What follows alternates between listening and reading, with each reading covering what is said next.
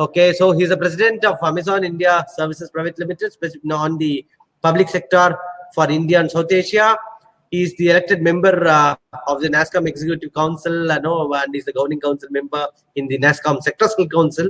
And he is one of the strongest business leader, change leader, design thinker, and a tech evangelist. I think Amazon president itself gives us a lot of meaning of why we should listen to you. So you are again with the Sector Skill Council, which also makes us to realize that now we should listen to a technology leader who is also doing some work in the skilling space, which we are all interested.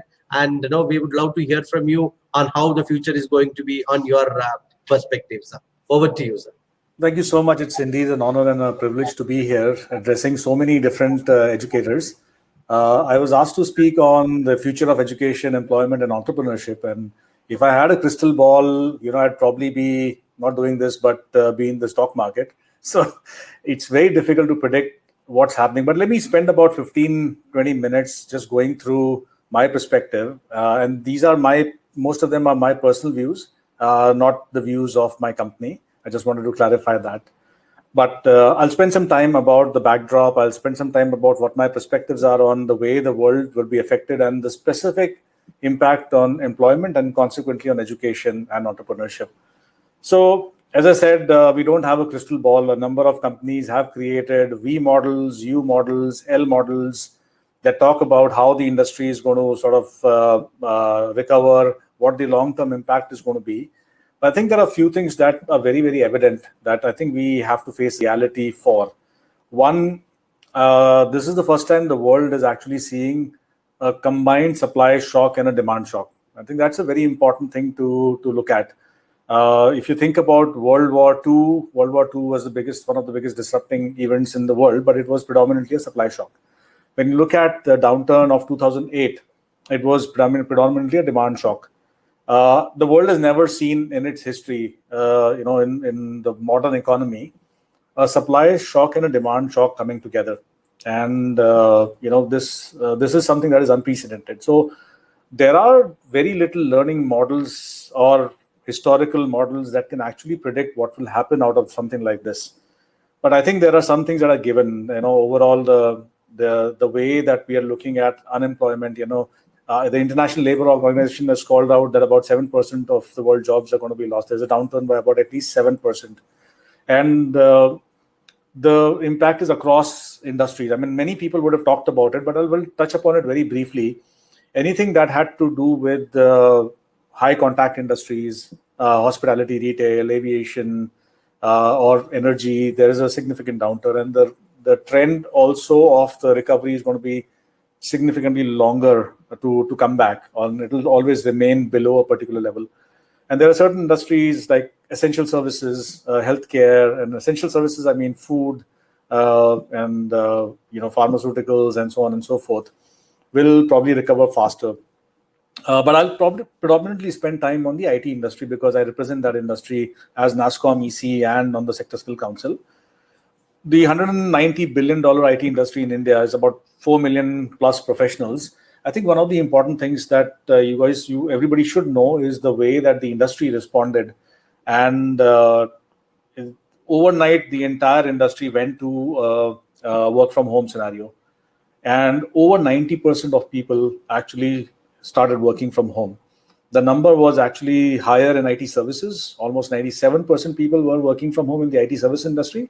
The number was slightly less for BPM industry. But overall, when you think about the way the IT industry from India made 4 million people work from home, I think that's a testament to the resilience and the stability of the industry led by such strong industry leaders that we have today.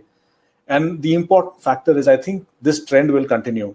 Most of, while the government has allowed 50% of the workforce to come in, a lot of leaders in the IT industry are saying that we are in no hurry because this model right now, the new model that's coming in is something that they would want to continue to experiment and keep experimenting from work from home and different engagement paradigms. So overall, the IT industry itself is expected to recover faster because of a few things that relate to how the demand of the industry will actually mature.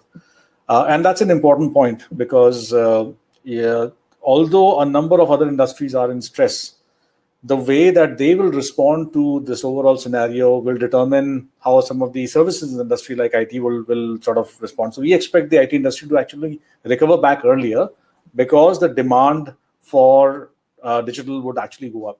But if you take a step back and think about the way the world is going to be impacted, let's just go back to absolute common sense and let's just go back to the basic principles, because that's what you need when you think about this kind of unprecedented scenario that's happening around us. One, social engagement models are completely going to change. That is a given. It's not just for the next 12 months, but the way that industries are looking at physical distancing as an example, or just the engagement models. I'll give you an example on a lighter note. I used to fly, internationally every month at least. And I used to be on a flight every other day domestically. And last 2 months I've been at home. And I'm thinking, why was I flying around so much?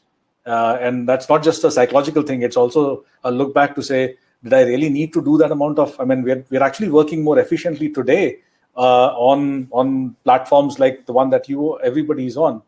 So the question that emerges is, how is social engagement going to change? And it's going to significantly change. And a lot of companies are actually going to invest significantly in digital interventions. And technology interventions are actually going to become quite important. And that's why we believe that the technology industry is going to recover faster from this downturn, because no matter what industry you are in, you will have to think about a new paradigm of engagement within your industry. And you'll have to make major interventions to be able to be successful with your new engagement models. People talk about machine learning, AI, IoT, all the new technologies that are being discussed, have been around for some time. I think the way that they augment, and I'm using the word augment because that's the important one, the way that they will augment human capabilities is going to speed up like nothing else. And you're already seeing this in a number of areas such as healthcare, in agriculture, because now as the entire supply chain gets disrupted or the value chain gets disrupted, the need to augment capabilities using technology becomes very, very high. And I think it's important, even if you are an educator or you're looking at entrepreneurship, because the way this entire paradigm shifts is going to be speeded up. What would have happened 3 years, 4 years from now, I think is going to happen in the next 1 year. The other thing that is important from an overall common sense perspective is the shift. I believe there's going to be a shift away from individual companies being sort of responsible for their charters and trying to compete with each other. The way the society will come together is going to be completely different, which means that companies, instead of fiercely competing with each other, at least over the next few years, will try and make things work between themselves, led by the government. The government and public institutions are going to be the bedrock of our society in the next 12 to 18 months. And there'll be other companies rallying around our public institutions and government to be able to come out of this. And that's an important factor because new collaboration models will appear. And you're probably seeing this in education as well. The way the government will need to respond in education versus how education institutions and startups will come together. You're already probably seeing a lot of this happen around you. And that's going to be pervasive. It's going to be across industries. We have startups like Impartus who came in and, they've announced a free program. They have almost 750,000 students that are currently on their platform as an example. And they're just doing it as a service. They were doing it as a service till I think April 30th. So the way the society is going to respond to this is going to change. And then you'll see a lot more collaboration outside of core industry, core companies. And that leads me to the third most important and the most pertinent sort of long-term factor here, which is important to all of us. As you think about the way digital is going to be enhanced and the way that collaboration model needs to come through, skilling and reskilling, the way that we're thinking about skilling and reskilling would fundamentally change across the world. It's already changing as we speak, but that's going to be the biggest impact that's going to happen as a part of COVID to all of us. And from a technology perspective and a skills perspective, the way that we will need to go about doing it is going to significantly change. So let's think about, and that obviously has an impact on employment as well. When you think about 7% downturn in employment, when you think about how different industries are suffering today, when you think about hospitality or or aviation, there are a number of people there that will require new jobs, and they will require to be reskilled.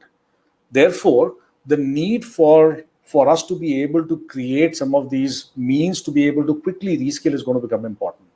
And this is going to be across industries. So when you think about now, if I tie this together to see how this is going to impact employment, let's just talk about employment for a little bit. Digital interventions, and when you look at the way technology is being used, is going to completely change. The way technology will be used for reskilling, the world is going to move to micro skills. And that's the most important pertinent point for us today, that people were already, you were already probably seeing this in the last couple of years when the concept of micro certifications comes in, and I think that's where, as educators, the big focus shift needs to be. How do you really look at the new emerging employment market outside and fine-tune your model or change the model that we have today, not get into a major sort of specialization, but micro-skilling. A lot of move is expected to get to contract skilling, as an example. Job exchanges and contract skilling are going to become the norm. Already we are seeing some of these come through, where if you have prior skills and there's a new need in one of these other emerging industries, there are job exchanges actually opening up in specific industries. And that's going to become more and more pervasive, which means that the concept of a permanent job is going to start increasingly lose its significance. It was already losing its significance running up to COVID. But I think COVID is going to significantly change the way people are looking at jobs, both when you look at from a social perspective, when you look at from an emotional perspective, and even from a commercial perspective. So all of the focus that we have today to create a generic set of skills and hope that people get jobs will need to change. The focus is going to shift to becoming skilled and reskilled much more rapidly in an iterative manner. And I think as you think about the new situation coming up, this rapid reskilling is going to become an important factor, not just for people in the job market, but also within educational institutions. Because the mindset of creating a portfolio of skills that one... I think somebody needs to go on mute. Somebody else is speaking. Yes, sir. I've just checked it. Thank you. Please continue. Yeah. So when you think about how students today need to be given a basic set of skills, and you think about design thinking as an example, or creative skills, I think that's going to be really, really important for India as a country. So that's just one of many base skills that need to be provided. How do you do design thinking? How can you think creatively? How can you do problem solving? How can you, be more analytical in your approach? Those are important factors. And the place that India has in the overall job, the employment opportunity across the world can be actually fundamentally shifted towards more greater skills if we right now focus on some of these base skills. Over and above the base skills, the important thing is going to be about creating a set of specialized skills that are again based on micro certifications that can help you sort of get to where you need to be in the next few years. And this is especially true for the third year students, the fourth year students in higher education, as an example. And if you think about the biggest thing that is needed to be able to make this successful, it's going to be a fundamental shift away from the way we think about the outcomes for educational institutions. The pivot today and has been for the last 80 years or maybe 60 years, the pivot has been on employability, on employment, not even on employability, on employment. And because the way the employment market itself is going to shift, the industry and the education industry actually needs to shift away from the concept of employment to the concept of a student-first approach. So instead of a job-first approach, I think it's important for everybody to look at a student-first approach. Every student we know learns differently. Every student will have different capabilities. And for them to be successful in the longer run through this crisis, when you look at all of the model changes that are happening and the societal changes that are happening, the importance will be to give students a set of base skills that are focused on their capabilities and abilities. So today there's a lot of focus on theoretical skills, and experiential skills. The way that you gain experiential skills are not that much. It's a 20% of the curriculum, 20-30% of the curriculum. But I think that needs to probably be at some point in time actually become the other way. It should become as much as possible experiential skills. The way educators need to look at this is to be comfortable with online models, to be comfortable with platforms for education that will start to come in. And you're seeing some of this already. You're seeing a huge surge in online education today, and that's just the first wave of the major changes that are coming in education. A number of online education companies are seeing a huge. It's literally a 2x to 10x surge on usage that we are also seeing as we discuss with them. But the way that these need to come together to create societal platforms or education platforms that can give students in colleges, students that are within education institutions, the capability to learn micro skills, the capability to assess micro skills, and the capability to apply these micro skills is going to be important. So the way you look at internships is going to be very, very different, and it's going to become more and more important for companies as well. So moving away from more classroom books to more experiential platforms is going to become the norm. I'll give you the example of AWS Educate. We've been doing AWS Educate for a long time, and it's a free online offering that we provide to students to actually experience technology using the AWS platform. A number of institutions have actually signed up for it. We are actually working with the Future of Skills as well, and that gives you learning paths, that gives you the ability for you to actually apply that learning using our platform and doing projects and things like that. So those kind of models are going to become very, very important. But fundamentally, I think I just want to reiterate one thing. One of the most important things is how many students are we willing to leave behind? I think that's the key question that everybody needs to ask at this point in time. And for you as educators, I think that's the most fundamental question that has to be asked. And this works at two levels.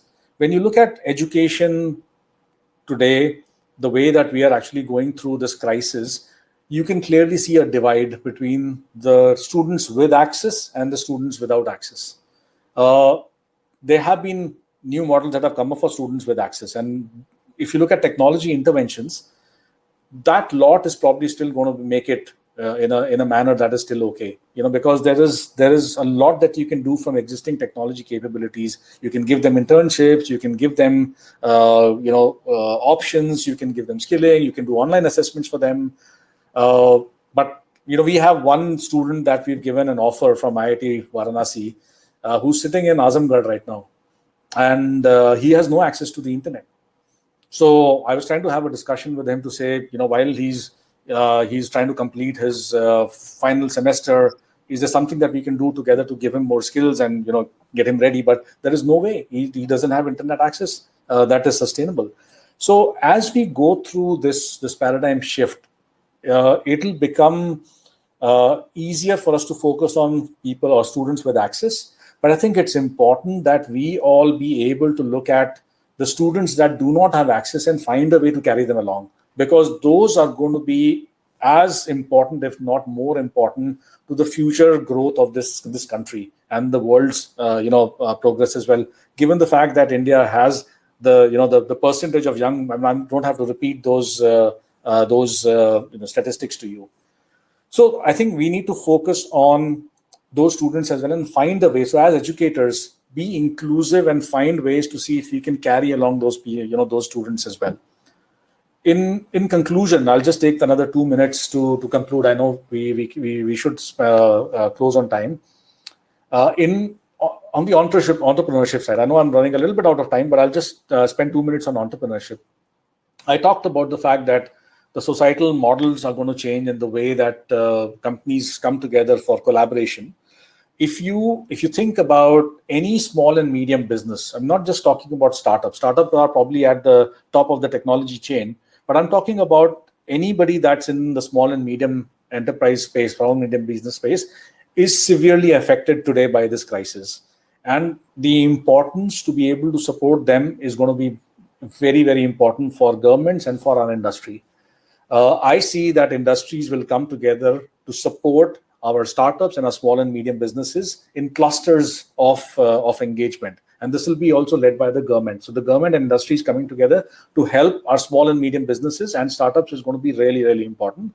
And the role of education and the role of educators in this is going to be really, really important, because the way that we can help some of these new students that are coming out to take a good place in this emerging ecosystem is going to be important, because that's where a lot of intervention can happen without having to worry about the conflict of that intervention. Instead of giving financial interventions to large companies, small and medium businesses will receive a lot of this intervention and support, and therefore they become the target for newer models of employment and a new source of employment for India as a whole. So the one final 30 seconds I will say, my genuine plea to all of you is this is a time for huge stress for our students, and many of us as parents, as students who are going through education today. My only last plea to everybody here who's an educator is that weigh the stress of the student against 1 year of their student life.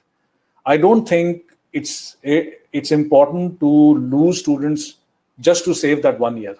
1 year, it doesn't make a big difference to anybody's life or career in these unprecedented times. So I love the fact that certain institutions have actually extended their curriculum to say, okay, 6 months, we'll just give you new skills and we'll defer your graduation by 6 months. And let's just spend that time giving you new skills. That releases the student from a lot of stress, and that releases the students from a lot of uncertainty, and they're getting something meaningful in as well. So as educators, my final plea to you as I close is, please focus on the students as a student-first approach, and let's alleviate their stress and give them the right skills and capability so that they can move ahead, and respond to this emerging crisis. Thank you so much. I'll yield back to the moderator. Thank you very much, sir. I think, in fact, when you said, many people were telling you are giving a very, very practical presentation, in spite of, because normally when we listen to presidents of large companies, it will be little 35,000 feet above head. But, you made very practical for the educators, how we should deal with students and, things like that. So thank you very much for your, very practical, basic things, which you made, re-emphasized, what teachers should do. So having said that, you also made a point, the companies, after this COVID, you said, they are going to maintain almost the same model of, working from home or, doing things from, the way in which, we are doing now. It's going to be there in the future also. Do you think, that will continue, or you think after this, if everything goes normal, we will all go back to a normal day? Can you just briefly tell your prediction there, sir? I don't think there is no such thing as normal anymore. What used to be normal in the past is never going to be the same again in the future. Okay. And I'm to a certain extent, I think there is a positive side to this entire thing as well, because the way that companies will come together, as I said, is the silver lining in all of this, and the focus on a little bit of the society at large is, I think, important. So I think, and this is my personal opinion, I think things will not return back to the old normal where everybody is just focused on one thing and go to your job, 7 a.m. to 10 p.m. in the night. I think those things are going to change. The way that we are looking at engaging in our workplace is definitely going to change. So I think the world should prepare for that, and that's where the concept of the micro skills and the way that you come together is going to change for sure. Excellent, sir. I think you touched upon that micro skill, which is most important, because earlier we didn't focus. I think now we need to focus there, very, very clearly. And now I would also like to tell you, we ICT Academy just launched one learnathon for students, because this session is meant for educators. We thought we should do something for students. We have launched a learnathon for students, where students will learn some of the fundamental skills from at home, for preparing them for Industry 4.0. And we have always had the support of Amazon Educate program, And so far 1,25,000 students have joined, and they will undergo some courses, including some cloud foundations, etc. from Amazon Educate. So thank you very much. I think you have been of great support, specifically to the academic community. And I think now even though our Amazon Educate program was there for the past 2-3 years, we have been giving it to institution, and many people have been taking. But now the situation is making us to realize how valuable it is. I think that's kind of a push strategy or pull strategy, whatever you say. Now I think teachers are making students to really check the value out of it, and in a big way, Amazon Educate is helping Amit and the entire team are helping us. Thank you very much, sir. Thank you very much on behalf of ICT Academy and on behalf of the entire academic community for spending your valuable time and giving inspiring thoughts for the educators, and giving a very positive note on how we should prepare for the future. So thank you very much, sir. Thanks a lot for my pleasure, sir. Vanakkam. Thank you very much. Vanakkam.